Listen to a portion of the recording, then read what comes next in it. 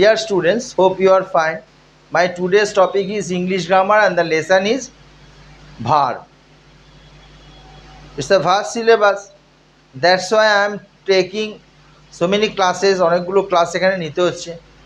You must follow every classes very seriously and regularly also. All classes, all lessons are important. মনে রাখবেন. তো be verb as an auxiliary verb.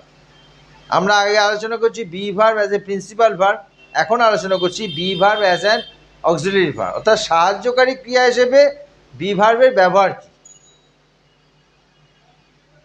তো primary auxiliary verb be is use to form passive voice of the verb.